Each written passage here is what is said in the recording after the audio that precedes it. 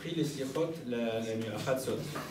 S'ils veulent par exemple, ils veulent même avancer un petit peu, alors ce qu'ils peuvent faire, ils donnent ici le conseil, c'est une possibilité, hein. Les Khatri là c'est bien de commencer tout après Chatzot, mais si par exemple il y a un Torah Tzibour, ou par exemple un jour ils veulent finir un tout petit peu plus tôt, gagner 3-4 minutes, ils peuvent même commencer à faire Ashrei, le Kaddish, les psukim qui sont après, même faire Ben Adam, la Ma'er Adam, et l'essentiel, il faut que ce soit les Yud Gimel Midot qui soient après Chatzot. Donc, il pourrait même commencer un petit peu avant.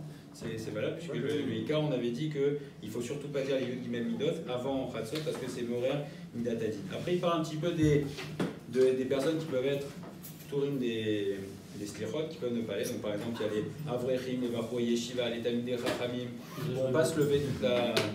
Ça peut.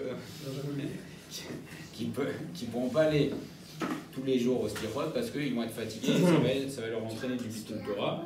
Donc à ce moment-là, comment ils pourront faire? Ils pourront venir, c'est bien quand même de s'associer au Tzibour. On ne peut pas imaginer passer tout un mois le Tzibour prier et ne pas prier. Donc choisir des jours, et les jours les meilleurs c'est lundi, jeudi. Et en tout cas, pendant les Aseret Yemei Teshuvah, alors à ce moment-là, même les Talmidei Chachamim, etc., il faut qu'ils fassent un effort parce que là, à ce moment-là, tout le Klal Israël prie. Et pour ceux qui ne viendraient pas au Slichot, qui ne peuvent pas, au minimum aussi, il faut faire l'effort à partir du 25 Elul, puisque en général c'est à partir de ce moment où même les Ashkenazim font les Slichot.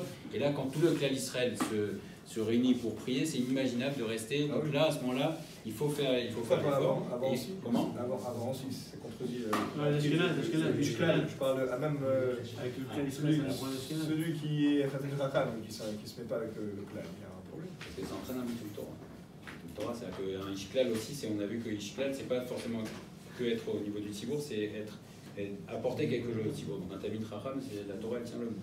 Ok, donc ça aussi, ceux qui apprennent aux enfants par exemple qui vont être fatigués, et même un salarié qui sait qu'il ne va pas être performant au travail, il aurait le même tour qu'un Talmid Chacham ou un Avrech, etc. Parce que on sait qu'il y a aussi quelqu'un qui au travail qui ne travaille pas suffisamment bien, etc. Alors ça peut toucher même au Gezel, des Shalom.